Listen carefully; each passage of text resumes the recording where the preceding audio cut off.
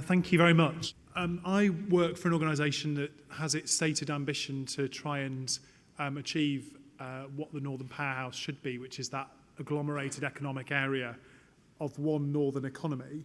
And there are many in the room from the businesses that make us up. So we are an organisation that has businesses from the north at our heart. So some of them are transport businesses and infrastructure businesses like Manchester Airports, and those who are interested in transport like Arup in the room, as well as some who've been alluded to like Drax, who are essentially dependent on the transport network and very closely identified with it. There are a number of us in the room today, of which I'm just one, and I'm looking at Ed on a table sort of two back from IPPR and others who are seeking to take the Northern Powerhouse Independent Economic Review and try and take up all the actions from that and make sure they're not lost. Because clearly, by taking the leadership they did, David Brown and the team and John Cridland and the wider board have very helpfully given the rest of the North a start on trying to clearly think about how we achieve our economic ambitions. And actually, transport connectivity is one very important part of it, but it is not on its own the solution. And the way that TfN have gone about this, by demonstrating the dots on the map that I know you've all now seen, is that you can't start just from the purpose of infrastructure to get to these answers. You have to think about what economic assets you already have, and we have significant ones. The challenge I would throw back to this room is that actually the economic prize is not an entirely known one. So that 850,000 jobs is hopefully just the start of our ambitions by 2050. The wider vision we have to get to that point will mean that hopefully we will exceed that potentially. And the way we will get there through those prime capabilities in particular, which are energy, advanced manufacturing, health innovation, and lastly digital, as well as through the enabling capabilities, is not entirely yet decided, written, formalised.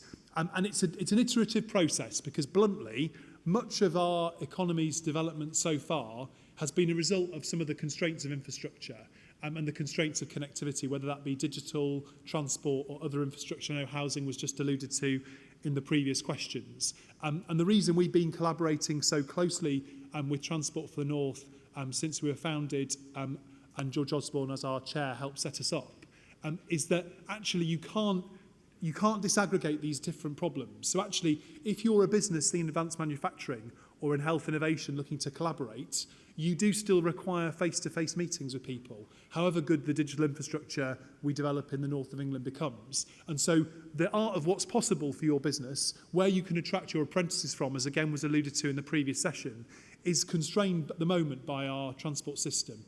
Once you unlock the tap of that connectivity, it's absolutely clear that we'll see some massive benefits, which is what the Independent Economic Review showed us. But exactly how that infrastructure, that transport system interacts with those parts of the economy will not be the same as today, because actually we're imagining what our transport system needs to look like in 2050. Our economy is also going to change massively. And one of the challenges in any room, and I know a lot of people who have travelled here today in one way or another, is that people talk about what their journey was like to get to wherever you are. And we have this whenever we talk to people about sectors. They say, well, if only I could get places faster, this is how my business will be better.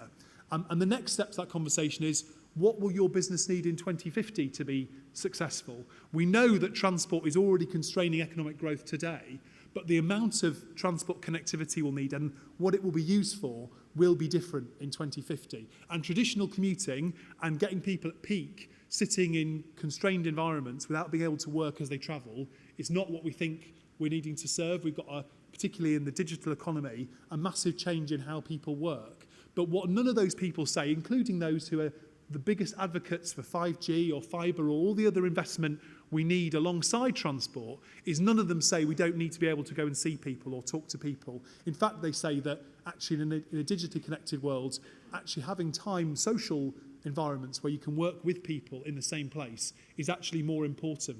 So again, coming back to what David said about the political environment we operate in, arguing that you can somehow trade off different types of connectivity and one or the other will give you the answer is completely the wrong answer to the question we need to put out there. Actually, we need all of these transformational changes to happen at the same time. And if we do that, and we make the right decisions about how we develop our key enabling transformative sectors, we will achieve that economic prize. But you can't do any of it in isolation. And actually, as was alluded to before, much of what will happen in transport around connectivity will be digitally enabled. So yesterday you had a group of people sitting in a room working out how you can use data as infrastructure to improve the journey for passengers. Now, is that about the digital economy? Is that about transport? I'm not entirely sure, actually.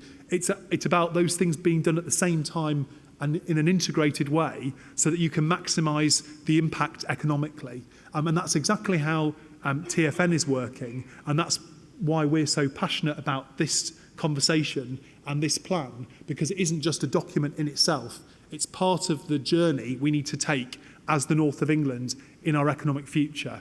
And this transport debate is in no way isolated from the rest of it, because whenever you talk to any group of people about those other key transformational sectors, it does have a transport element. It's impossible, as much as you tell them, oh, but someone else is fixing that problem, we don't talk about that now, it's impossible to disaggregate it. And actually that's a good thing, because it proves that that integrated change, if you start to give businesses massive changes in what is possible in transport terms, that will also have and unlock other transformational investment in those businesses themselves and in those sectors themselves.